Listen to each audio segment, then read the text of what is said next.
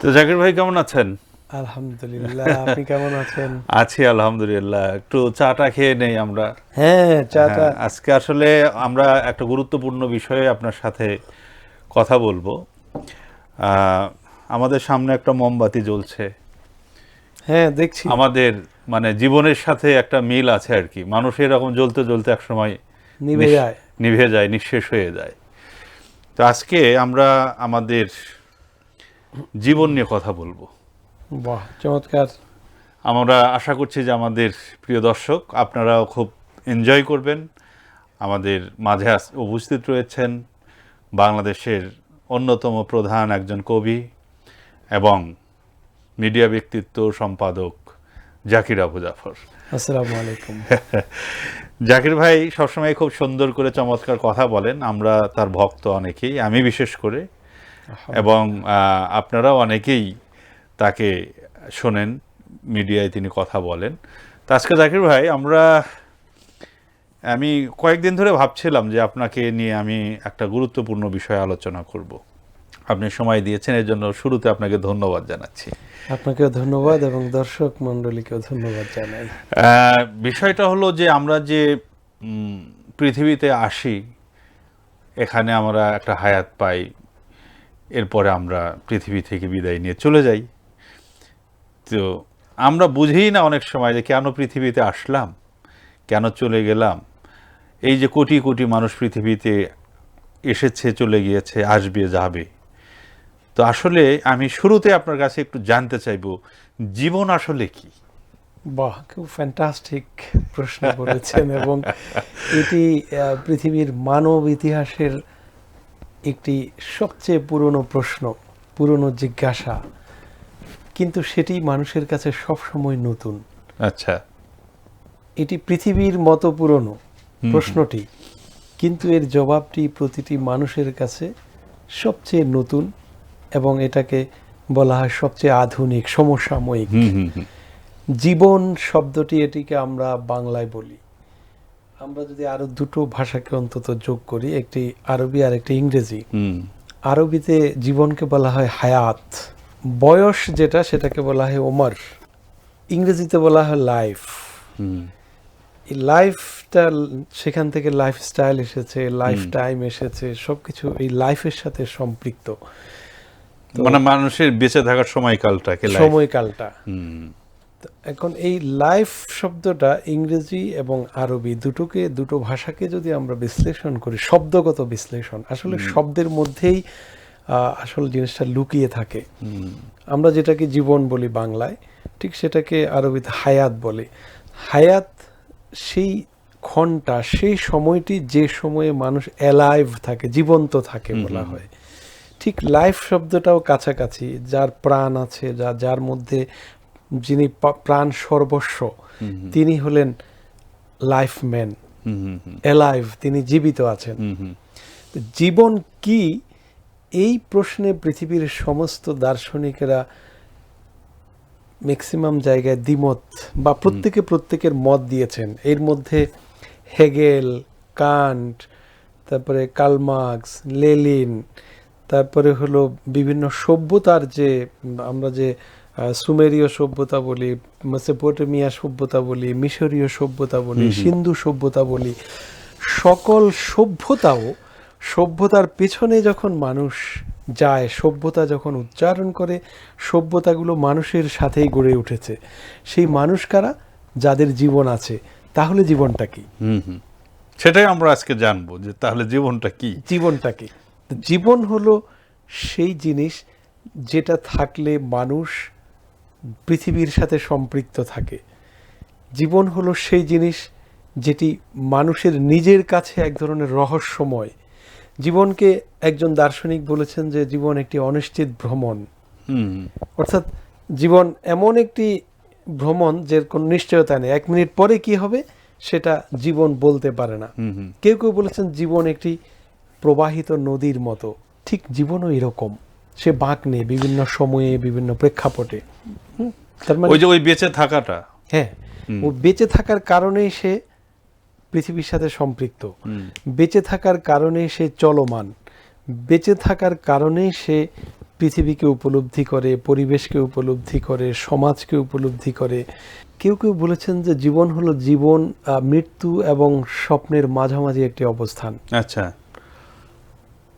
এবং পৃথিবীতে একজন বিখ্যাত পণ্ডিত আছেন যার নাম হযরত আলী রাদিয়াল্লাহু তাআলা আনহু। তিনি বলেছেন মানুষ পৃথিবীতে ঘুমিয়ে থাকে, মৃত্যুর পর সে জেগে ওঠে। বাহ, এটা এটা একটি তো বিস্ময়কর দার্শনিক কথা। কেন? এর ব্যাখ্যা তিনি দিয়েছেন, সেটি যদিও পরকালের সাথে সম্পর্কিত, কিন্তু সেটি জীবনের পার্ট। হ্যাঁ। পার্টটা কি, যে জীবন, পৃথিবীতে মানুষ যতদিন থাকে, ঠিক মৃত্যুর মুহূর্ত থেকে যেই মৃত্যু ঘটে গেল জীবনের, অমনি সে তার পুরো জীবনটাকে আবার নতুন করে দেখতে থাকে। জীবনে যা কিছু সে ফেলে এসেছে সব তার সামনে এসে যায়। তার মানে সে পৃথিবীর জীবন সম্পর্কে বেখবর ছিল, অথবা যেটা সে পেরিয়ে আসছে সেই ব্যাপারে তার অত চেতনা ছিল না। যেই মৃত্যুবরণ করলো সে তার সবকিছু পরিষ্কার দেখতে পেল। মহাকবি ইকবাল তিনি বলেছেন, life is continuous, death can not part us, we must meet again. জীবন হলো একটি চলমান একটি প্রক্রিয়া। মৃত্যু কখনো আমাদেরকে আলাদা করতে পারে না, আমরা আবার মিলিত হব। কথা কিন্তু কাছাকাছি আসে। সুতরাং দেখা যাচ্ছে জীবন একটি রহস্যময় বিষয়, এবং জীবন কি, এই প্রশ্নে আমরা বলতে পারি যে যার মধ্যে রূহ বা আত্মা আছে তিনি জীবনের অধিকারী। এবং হায়াত শব্দটি, যেটি আমি আরবিতে বলেছি, এই হায়াত শব্দটি তখনই হয় যখন যার মধ্যে রূহ থাকে। আর রূহটা কি, এটি বোঝার জন্য, যেমন গীতা একটা ধর্মগ্রন্থ। গীতার একটা বাণী আছে এরকম যে শরীরের চেয়ে ইন্দ্রিয় বড়, ইন্দ্রিয়ের চেয়ে মন বড়, মনের চেয়ে জ্ঞান বড়, জ্ঞানের চেয়ে যিনি বড় তার নাম আত্মা। আচ্ছা। তার মানে রূহটা হলো জ্ঞানের চেয়ে বড়। আমরা এটা সবচেয়ে চমৎকার ব্যাখ্যা পাই মহাগ্রন্থ আল কোরআনে। কোরআনের রূহ সম্পর্কে বলা আছে, ইয়াসআলুনাকা আনির রূহ, হে নবী তোমাকে লোকেরা রূহ সম্পর্কে জিজ্ঞেস করে। রূহ কি? কুলির রূহ মিন আমরি রব্বি, তুমি বলে দাও যে রূহ হলো আমার রবের একটি নির্দেশ। তার মানে এটিতে কি পরিমাণ একটি ফিলোসফিক্যাল এবং কি পরিমাণ একটি বিস্ময়কর বিষয় যে রূহকে তিনি আলাদাভাবে সৃষ্টি করেছেন। এই সৃষ্টি জগতের মধ্যে রূহকে তিনি দিয়েছেন। এটাকে আরো একটু পরিষ্কার করে বোঝার জন্য পৃথিবীর প্রথম মানবের কাছে আমাদের যেতে হবে। আচ্ছা। পৃথিবীর প্রথম মানব হলেন আদম আলাইহিস সালাম।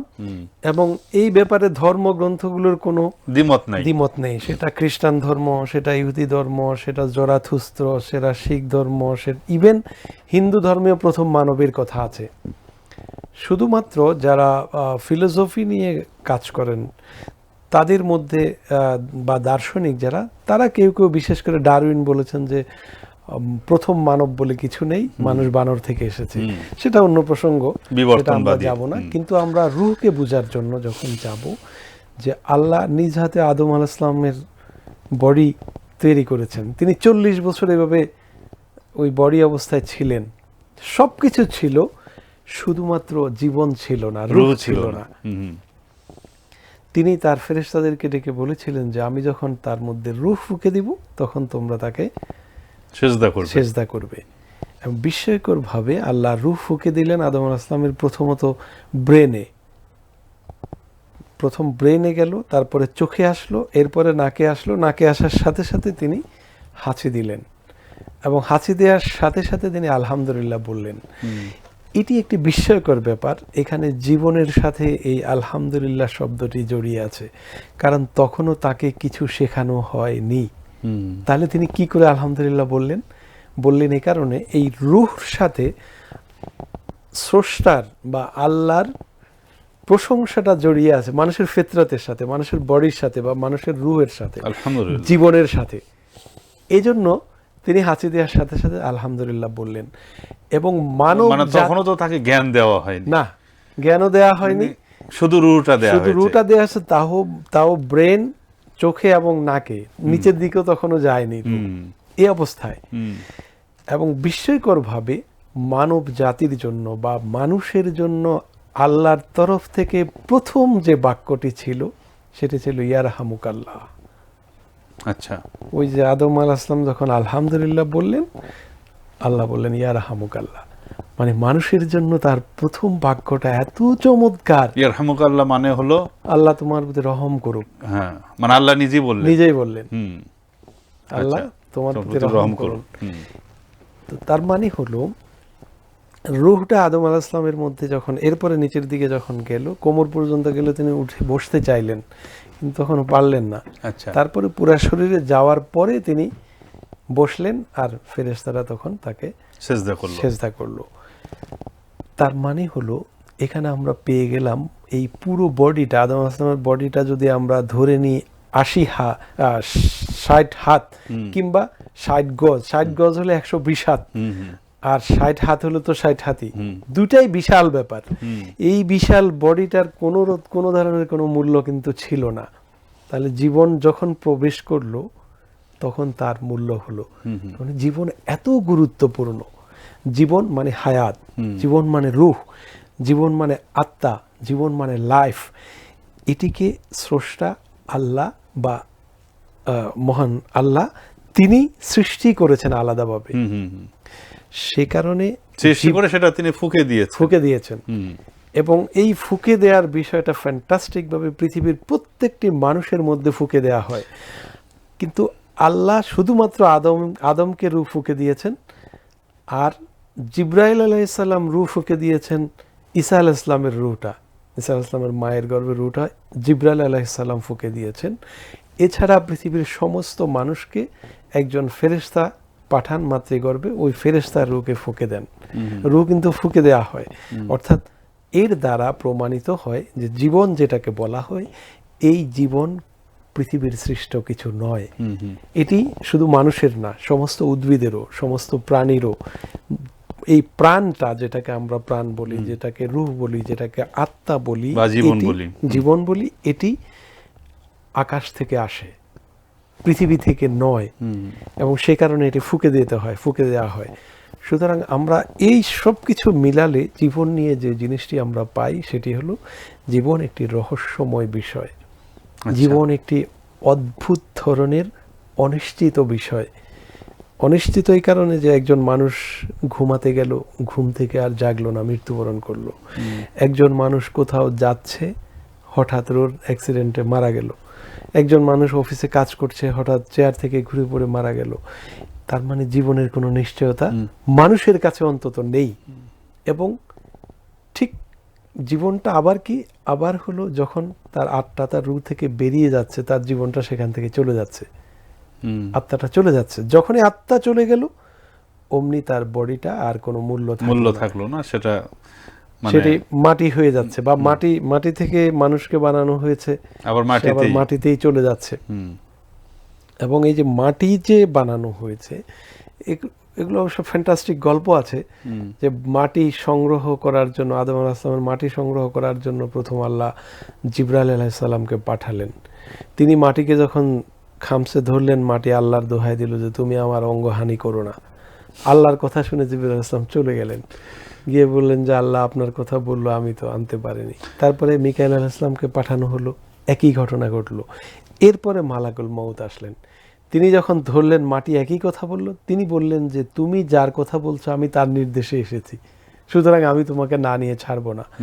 এবং তিনি পৃথিবীর সমস্ত রঙের মাটি থেকে এক মুষ্টি মাটি নিয়েছেন, যার ওজন বলা হয় 48 মণ।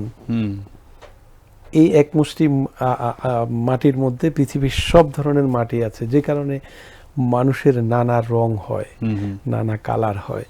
তো সেই মাটি থেকে মানুষকে সৃষ্টি করা হয়েছে, আর জীবন কিন্তু মাটির সাথেই সম্পর্কিত।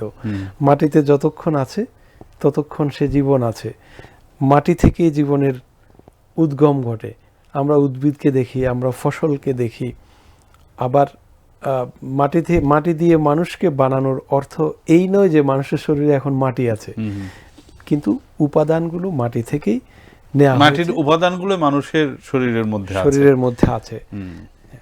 এবং যে ইবলিস বা আজাজিল শয়তান যে মানুষকে সেজদা করেনি, সেটাও কিন্তু মাটি আর আগুনের দ্বন্দ্বের কারণে। এই হলো মোটামুটি জীবন।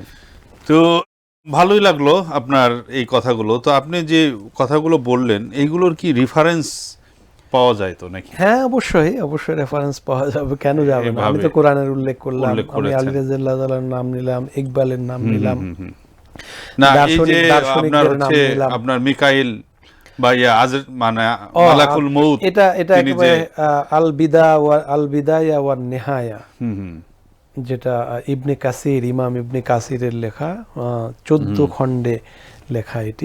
এর প্রথম খণ্ডেই আছে আদম আলাইহিস সালামের সৃষ্টি তত্ত্ব, এর মধ্যেই আছে এটা। এবং এটি সূরা বাকারার যে আদম হাওয়ার যে ঘটনা, সেই ঘটনার তাফসিরের মধ্যে আছে ইবনে কাসিরের। তারপরে তাফসিরে মারুফুল কোরআনের মধ্যে আছে, এই রেফারেন্স তো আছে। এবং এর মধ্যে আরো অসংখ্য ঘটনা আছে, চমৎকার, ফ্যান্টাস্টিক। ওটা সময় হলে বলবো কখন ইনশাআল্লাহ। তাহলে আমরা মোটামুটি একটা ধারণা পেলাম যে আসলে জীবন কি। জীবন মানে আল্লাহর একটা হুকুম, বা আল্লাহ সেটি আদম আলাইহিস সালামের মধ্যে ফুঁকে দিয়েছিলেন এবং তারই ধারাবাহিকতায় আমরা জীবনকে পাচ্ছি। তো আরেকটা বিষয় বলা হয় যে তিনি মানে আলমে আরওয়াহ নামে একটা জগৎ আছে, যেখানে রুহের জগৎ। তার মানে সেখানে কি রুহগুলোকে সৃষ্টি করে রাখা হয়েছে, তারা ধারাবাহিকভাবে আসতেছে আমাদের। এক্স্যাক্টলি এটা কি আলমে আরোহা, আলমে দুনিয়া, আলমে বারজাখ, আলমে আখেরা, চারটা পৃথিবীর কথা বলা হয়েছে। এটাও কিন্তু খ্রিস্টান ধর্মেও ইহুদি ধর্মেও আছে। এটা শুধু ইসলামে না। ওদের ধারণাগুলো ভিন্ন, কিন্তু দুনিয়ার বিষয়টা বা পৃথিবীতে মানুষ আসার যে সিস্টেমটা কাছাকাছি। রূহকে আল্লাহ একসাথে সৃষ্টি করেছেন, সব রূহকে, এবং সেটা এমন একটা জায়গায় তিনি রেখেছেন, সেটা যে কোথায় আছে এটা হয়তো কেউ জানেন না। কোন ইসলামিক স্কলার বলেছেন যে এটি আরাফার ময়দান কেন্দ্রিক আছে। আর রাসূল আদম আলাইহিস সালামকে তিনি যখন আরাফার ময়দানে অবতীর্ণ হলেন, তখন তার পিঠ থেকে এদেরকে বের করা হয়েছিল। সুতরাং এখানেই এটা কোন স্কলারের অভিমত, কিন্তু বাস্তবতা হচ্ছে এটি যে কোথায় আল্লাহ রেখেছেন সেটি আল্লাহ কোথাও ডিসক্লোজ করেননি, এটা কোনো ইঙ্গিতও তিনি বলেননি। কিন্তু রূহের একটি জগৎ আছে, সেটি বুখারী শরীফের ওই হাদিস থেকে আমরা বুঝতে পারি যে আদম আলাইহিস সালামের হাতে, পিঠে আল্লাহ হাত রাখলেন, প্রথমে ডান হাত, তারপরে বাম হাত, এবং সমস্ত আদমের সমস্ত সন্তানদেরকে তাকে দেখানো হয়েছিল। এবং মজার ব্যাপার হলো, একটা অংশকে তিনি দেখেছেন জান্নাতি হিসাবে, আরেকটা অংশকে দেখেছেন জাহান্নামী হিসাবে। এই চিন্তা থেকে আবার পৃথিবীতে বিশ্বাসী মানুষেরা কোথাও কোথাও এমনই হয়ে গেছে, জবরিয়া এবং কদরিয়া ভাগ হয়ে গেছে। একটা তারা বলল যে না, মানুষের কিছুই করার নাই, যেহেতু তাদের ভাগ্য নির্ধারিত। হ্যাঁ, আবার আরেকদিন বলছে আল্লাহর কিছুই করার নাই, মানুষই সব। এরকম এক্সট্রিম হয়ে গেছে। আর ইসলাম হলো এর মাঝখানে, এটার মাঝখানে। রাসূল সাল্লাল্লাহু আলাইহি ওয়াসাল্লাম যখন এরকম হাদিসটা বললেন, তখন সাহাবীরা তো হতাশ হয়ে গেছিলেন, জিজ্ঞেস করেছিলেন যে ইয়া রাসূলুল্লাহ, তাহলে আমল করে কি হবে? তিনি বলেছিলেন, যা তোমরা আমল করতে থাকো, যাকে যে জন্য সৃষ্টি করা হয়েছে সে আমলই করবে। আলমে আরোহার আরেকটি রহস্যময় ব্যাপার আছে, সেটি হলো বলা হয়ে থাকে যে রূহগুলো আলমে আরোহাতে কাছাকাছি ছিল, পরিচিত ছিল, এবং আলমে আরোহাতের রূহের সাথে যে সম্পর্ক রূহগুলোর ছিল, পৃথিবীতে এসেও সেই সম্পর্কটা হবে। এটাই আর কি, এই কথাটা আমি আপনাকে বলতে চাচ্ছিলাম, আপনি তুললেন কথাটা, যে বলা হয় যে আলমে আরোহাতে আপনার যে যাদের সাথে যে সম্পর্ক ছিল, সেই ফিলগুলো তারা পৃথিবীতে এসে পায়। অনেক সময় আমরা হয়তো ট্রেনে কোথাও ভ্রমণ করছি, সামনের সিটে একজন মানুষ বসে আছে, মনে হয় কত দিনের চেনা, অথচ তাকে কিন্তু আমরা এই প্রথম দেখলাম বা সংশ্লিষ্ট মানুষ দেখে, এবং দুইজনকে খুব আপন কাছে ভাবে। এটা আমি একটা ট্রেনের কথা উদাহরণ দিলাম। এভাবে কোনো বাজারের মধ্যে বা হুট করে এক পলক চোখ পড়েছে কারো ওপর, কিন্তু মনে হয় যে কোটি কোটি বছর ধরে তার সাথে আমার সম্পর্ক, এইরকম ফিল কিন্তু হয়। বাস্তবে এই অনুমানটাই হলো ওটা, যে তারা ওইখানে ছিল খুব কাছাকাছি এবং বন্ধুত্ব, এবং ওইখানে নাকি শত্রুতাও মানে মানে যাদের সাথে বনিবনা ছিল না পৃথিবীতে এসে সেখানে এটা হয়, সেখানে হবে না। এটাও জীবনের একটা রহস্য। হ্যাঁ, এবং এই রহস্যটা আরো পরিষ্কার দেখবেন, আপনি এক জায়গায় গেলেন প্রথমবার, হ্যাঁ, ওইখানকার কোনো মানুষের সাথে আপনার পরিচয় ঘটেনি, হুম, তো হঠাৎ করে দেখবেন যে কিছু কিছু চোখ আপনাকে ঠিকভাবে দেখছে না, একটু বাঁকাভাবে দেখছে, হুম, আবার কিছু চোখ মুগ্ধ হয়ে দেখছে, আবার কিছু চোখ আছে না বাঁকাভাবে দেখছে না মুগ্ধ হয়ে দেখছে। এই পুরো রহস্যটা কিন্তু আলমে আরোহা থেকেই জি জি এসেছে। এবং আরো রহস্যময় বিষয় হলো, মানুষ মৃত্যুর পরে মানুষের যে দুটো জায়গার কথা কোরআনে বলা হয়েছে, ইল্লিন এবং সিজ্জিনে আত্মাকে রাখা হবে, সেই ইল্লিনে গিয়ে তিনি তার পৃথিবীর পরিচিত মানুষদেরকে খুঁজবে যারা তার আগে চলে গেছে, না দেখলে জিজ্ঞেস করবেন যে এরা কোথায়। আবার ঠিক উল্টোটা, সিজ্জিনে গিয়েও তার পরিচিত লোকদেরকে সে দেখতে পাবে, কিংবা পরিচিত লোককে যে ইল্লিনে আছে তাকে খুঁজতে থাকবে, দেখাবে তার দেখা পাচ্ছে না। তার মানে এটি হলো ইন্টার কানেকশন বা রেসিপ্রোকাল রিলেশন যেটাকে বলে, যে মানুষ আসার আগে, এসে, আসার পরে। এবং আরো রহস্যময় বিষয় হলো, আল্লাহ নবী বলেছেন যে হাসরের মাঠে যে ব্যক্তি যার সাথে বন্ধুত্ব ছিল তার সাথে তার দেখার হাসর হবে, যে যাকে ভালোবাসতো, যে এটা তার মানে এটা একটা তাসবির দানার মতো জোড়া দেয়া, মানে একদম মানে একই সুতোই গাঁথা। আমি যে ইকবালের যে বাণীটা বলেছিলাম, life is continuous, death can not part us, we must meet again. জীবন যে একটি কন্টিনিউয়াস প্রসেস, এখানে কোনো ছেদ নাই, এটি তার প্রমাণ। এটা রূপান্তর ঘটে। এই কারণে ইসলামে ইসলামে মৃত্যুকে ইন্তেকাল বলা হয়েছে। ইন্তেকাল মানে রূপান্তরিত হওয়া, একটি অবস্থান থেকে আরেকটা অবস্থানে চলে যাওয়া। রূহ বা আত্মার মৃত্যু ঘটে, এটি কিন্তু পৃথিবীর কোনো ধর্ম স্বীকার করে না, কেউ বলেনি। কেউ হয়তো জন্মান্তর বাদে বিশ্বাসী, তাও তো সেটাও কিন্তু ইমর্টাল। তার কারণ হয় ফিরে ফিরে তারা তাদের বিশ্বাস। আর আমরা তো বিশ্বাস করি যে আমরা আলমে আরওয়াহ, এরপরে আলমে দুনিয়া বরজাক, এবং আলমে আখিরাত, এবং মায়ের গর্ভ, এটাকেও একটা জগৎ, এটা একটা জগৎ বলা হয়ে থাকে। আসলে তো জগতই, হ্যাঁ, সেটাও একটা জগৎ। এবং এটি এত রহস্যময় জগৎ, পৃথিবীতে বেঁচে থাকার চেয়ে অনেক বেশি রহস্যময় হলো যে মায়ের মাতৃগর্ভ। এবং এই জিনিসটি আল্লাহ মানুষকে বারবার কোরআন শরীফে দেখিয়েছেন, যে তুমি তো এটি মানে দুর্গন্ধযুক্ত পানি থেকে সৃষ্টি হয়েছো, তুমি নাই থেকে সৃষ্টি হয়েছো, এবং 40 দিন পর্যন্ত এটা পানি অবস্থায় ঝুলন্ত থাকে, তারপরে রক্ত হয়, তার 40 দিনের মানে 80 দিনের মাথায় কিন্তু একজন ফেরেশতা আসে, তার ভাগ্য লেখা হয় তার রূহ দেওয়ার আগে। এটি একটি বিস্ময়কর ব্যাপার। ভাগ্য লিপিটা সৃষ্টি জগতের 50,000 বছর আগে লেখা হয়েছে, সেটাই বোধহয় নিয়ে এসে এখানে প্রতিস্থাপন করা হয়। কিন্তু আল্লাহর অনুমতি নেন যে সে কি দুর্ভাগ্য, তার জন্য দুর্ভাগ্য না সৌভাগ্য। এইখানে একটা বড় প্রশ্ন, আগে আপনি বলেছেন যদিও, যে হচ্ছে তাহলে মানুষের কি অপরাধ, তাই না? কিন্তু কোনো মানুষ তো মানে তার নিজের সৃষ্টির ব্যাপারে সে স্বাধীন না, মানে তিনি আল্লাহ তাকে সৃষ্টি করেছেন। তাহলে এখানে আসলে মানুষ দায়ী কেন? এটিও পৃথিবীর প্রাচীন প্রশ্ন।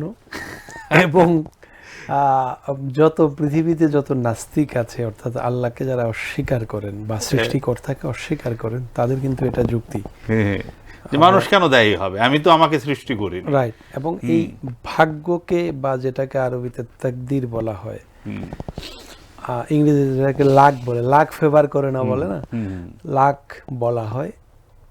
এই কেন্দ্রিকও পৃথিবীতে বহু মানুষ নাস্তিক হয়ে গেছে, বহু মানুষ এক্সট্রিম হয়ে গেছে। আসলে এখানে অনেকগুলো বিষয় বোঝার আছে। প্রথমত হলো, তিনি ভাগ্যলিপিটা লিখেছেন 50,000 বছর আগে। কেন? যদি 50 কোটি বছর আগেও লিখতেন তিনি আমার কি কাজ করব পৃথিবীতে, আপনি কি কাজ করবেন, সেটা তিনি তখনই জানেন। কারণ তার কাছে অতীত আর বর্তমান বলে কিছু নেই। তিনি জানেন বলে আমার ভাগ্যলিপি তিনি লিখে রেখেছেন। অর্থাৎ আমি কি করব, সেটা তিনি আগে থেকে জানেন, এবং সেটাই তিনি লিখেছেন। এর প্রমাণ কি? আপনি প্রশ্ন করতে পারেন, হ্যাঁ, হ্যাঁ। বা কেউ প্রশ্ন করতে পারে, তাহলে এর প্রমাণ কি? এর প্রমাণ হলো, যদি বিষয়টা এমন হতো তাহলে মানুষকে স্বাধীনতা দেয়া হতো না। যদি বিষয়টি এমন হতো যে তিনি যা লিখেছেন তাই হবে, তাহলে পৃথিবীতে নবী রাসূলেরা আসতো না। যদি তাই হতো তাহলে পৃথিবীতে কিতাব আসতো না। যদি তাই হতো তাহলে তিনি আখেরাতে হিসাবের কথা বলতেন না। যদি তাই হতো তাহলে মানুষের সমস্ত কথা কর্মকে লিপিবদ্ধ করার কোনো দরকার ছিল না। তখন ওই গান সত্য হতো যে যেমনি নাচাও যেমনি তেমনি নাচা, নাচি, হ্যাঁ, পুতুলের কি দোষ। এটা সত্য হতো। এটা সত্য নয় এই কারণে যে আল্লাহ সত্য এবং মিথ্যার দুটো ক্রাইটেরিয়া দিয়েছেন, যে এটি সত্য, তার পক্ষ থেকে প্রতিনিধি এসেছেন, নবী এসেছেন, রাসূল এসেছেন, তারা বলেছে এটি সত্য আর এটি মিথ্যা। এই দুটোকে গ্রহণ করার বিষয়টি মানুষের একান্ত তার ব্যক্তিগত। তিনি কোরআন শরীফের একাধিক আয়াতে আছে যে তুমি ইচ্ছা করলে এটা মানতেও পারো, নাও মানতে পারো, কিন্তু তোমাকে আমার দিকেই ফিরতে হবে। হিসাব হলো এটা। এবং সেখানে ফিরলে কি হবে? তোমার সামনে ইয়াউমাল কিয়ামাতে কিতাবান ইয়ালকাহু মানশুরা, প্রত্যেকটি মানুষের সামনে একটি উন্মুক্ত কিতাব এসে যাবে, বই আসবে। ইকরা কিতাবাকা কাফা বিনাফসিকাল ইয়াউমা আলাইকা হাসিবা, পড়ো তোমার কিতাব, তোমার কিতাব তুমি পড়ো, তোমার হিসাবের জন্য তুমি নিজেই যথেষ্ট। এবং এই কারণে দেখুন, ইসলাম মানে বিশেষ করে কোরআন মৃত্যুর পরবর্তী জীবনের ছবি এঁকে দিয়েছেন। জাস্ট ছবি। আমি বলবো কোরআনে আখেরাতের ছবি আঁকা হয়েছে, খালি বাণী নয়, মানে ভিজুয়াল দেখা যায়, একদম ভিজুয়াল। একজন মানুষ যখন মৃত্যু মুখে শায়িত হয়, তখন সে যদি বুঝতে পারে যে এটাই তার মৃত্যুর মুহূর্ত, তখনই সে আল্লাহর কাছে ফরিয়াদ করে যে আল্লাহ আমাকে আরেকটু সময় দাও, আমি ভালো কাজ করে আসবো। মানে তখনই সে উপলব্ধি করতে পারে তার জীবনের বিষয়, কিন্তু তখন আর টাইম থাকে না, তখন আর তাকে অবকাশ দেয়া হবে না। এবং এই আফসোস থেকে হাসরের মাঠে নিজের হাত নিজে চিবিয়ে খেয়ে ফেলবে। এবং রহস্যময় জীবনের আরেকটি রহস্য, মৃত্যুর পরবর্তী সময়ে আত্মা, যে আত্মার কথা, যে রুহের কথা আমরা বললাম, এই রুহ এবং দেহ ঝগড়া করবে। রুহ বলবে দেহকে যে সব কাজ অপকর্ম সব তুমি করেছো, আর দেহ বলবে যে আমি দেহ, তুমি ছাড়া তো আমি কিছু না। ঝগড়া লাগবে। এবং সেই ঝগড়া থেকে আলিয়াউমা নাখতিমু আলা আফওয়াহিহিম ওয়া তুকাল্লিমুনা আইদিহিম ওয়া তাশহাদু আরজুলুহুম, আল্লাহ সিল মেরে দেবেন জিহ্বাকে, তখন হাত পা নাক কথা বলতে থাকবে মানুষের বিরুদ্ধেই, আত্মার বিরুদ্ধেই কথা বলবে। এবং মানুষ বলবে, আত্মা বলবে তাকে, বা মানুষ বলবে, হায় শরীর, তোমাকে এত যত্ন নিয়েছি আমি, আর তুমি আজকে আমার বিরুদ্ধে কথা বলছো। আত্মা বলবে। এই যে সিস্টেমটা, এটা তাহলে কেন হলো? যদি মানুষ দায়ী না থাকতো। আমার সামনে দুটো খাবার আছে, একটি খাবার হলো বৈধ, একটি দুধ আর একটি মদ। আমি ইচ্ছা করলে দুধ খেতে পারি, ইচ্ছা করলে মদ খেতে পারি। কোনটা খাবো এই সিদ্ধান্ত যেহেতু আমার, আর যেটা আমি খাবো সেটার প্রতিদান তো আমাকেই বহন করতে হবে, যেহেতু আমি স্বাধীন। এই স্বাধীনতার কারণেই কিন্তু তাকদীরটা এরকম হয়। তবে হ্যাঁ, চূড়ান্ত বিচার যেটি, যে আল্লাহ বলেছেন আল্লাহর নবীকে যে তুমি তো ওয়ামা আলাইনা ইল্লাল বালাগ, শুধু পৌঁছা দেওয়ার দায়িত্ব, কিন্তু ওয়াল্লাহু ইয়াহদি বিহি মান ইয়াশা, হেদায়েতের মালিক আমি হেদায়েতের মালিক। আমি হেদায়েত কাকে দিব না দিব সেটি আমার এখতিয়ার। এটি যেমন সত্য, তেমনি হেদায়েত, যে ইহদিনাস সিরাতাল মুস্তাকিম আমরা বলি, এই হেদায়েতকে আমরা আত্মা দিয়ে চাই। যদি চাই, আল্লাহ ওয়াদা দিয়েছেন যে আল্লাহ মানুষের ধন দৌলত কম দিতে পারেন, ধন দৌলতের মুনাজাত কবুল নাও করতে পারেন, তিনি দীর্ঘ হায়াতের মুনাজাত কবুল নাও করতে পারেন, সন্তান সন্ততির দোয়া কবুল নাও করতে পারেন, মান সম্মানের দোয়া কবুল নাও করতে পারেন। কিন্তু কেউ যদি অন্তর দিয়ে ইহদিনাস সিরাতাল মুস্তাকিম বলে, অর্থাৎ সঠিক পথের সন্ধান আল্লাহর কাছে চায়, আল্লাহ বলছেন সেটা তিনি দেবেনই। যেহেতু আল্লাহর এই ঘোষণা, সুতরাং তাহলে তো ওই কথা বলা যায় না যে আল্লাহ লিখে রেখেছেন বলেই আমি করছি। এবং একটি আয়াত আছে যেটি দেখুন নো দাইসেলফ বলে আমরা যেটাকে জানি যে মানুষ নিজেকে জানতে হবে, এটা সক্রেটিসের কথা, কিন্তু কোরআন শরীফে একটি ফ্যান্টাস্টিক আয়াত, ইয়া আইয়ুহাল্লাযীনা আমানু আলাইকুম আনফুসাকুম, হে মানুষ তোমার দায়িত্ব তোমারই। এবং সূরা বাকারার শেষে দেখেন লা ইউকাল্লিফুল্লাহু নাফসান ইল্লা বুসআহা, যে কোনো নফসকে আমি তার বোঝার অতিরিক্ত কোনো কিছু দান করি না, চাপিয়ে দিই না। তো তার মানেটা কি? হিসাবটা এখানে পরিষ্কার, মানুষের আকাঙ্ক্ষা, তার হৃদয়ের তৃষ্ণা থেকে মানুষ হেদায়েত প্রাপ্ত হবে কি হবে না সেটি প্রকাশ পায়। ঠিক। তো আজকে আমরা আসলে আত্মা নিয়ে বা জীবন কি এটা নিয়ে আলোচনা করলাম, এবং তার সাথে প্রাসঙ্গিকভাবে আরও কিছু কথা আসলো জাকির ভাই। আমাদের চাও প্রায় শেষ, আমাদের আজকের আসর আজকে আমরা এখানেই শেষ করব। আপনার এই আলোচনার যে গভীরতা, আমরা আশা করছি যে সেটি আপনি অনেক সহজ করেই তুলে ধরেছেন। আমাদের দর্শক বন্ধু আপনারা নিশ্চয়ই আপনারা এটা উপলব্ধি করতে পারবেন, বা এই বিষয়ে আপনাদেরও কোনো মতামত থাকতে পারে, বা আপনারাও আমাদের আলোচনায় অংশগ্রহণ করতে পারেন। আপনারা যারা দেখলেন আমাদের কমেন্টস বক্সে আপনারা নিজেদের মতামত জানাতে পারেন।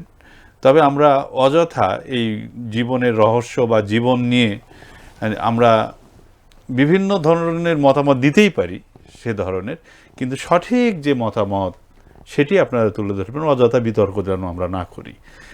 তো জাকির ভাই, আজকে তাহলে আমরা এখানে শেষ করি, এবং এরপরে আমরা জীবন নিয়ে আমরা একটা ধারণা পেলাম, জীবন কি, এরপর আমরা উদ্দেশ্য নিয়ে আলোচনা করব ইনশাআল্লাহ।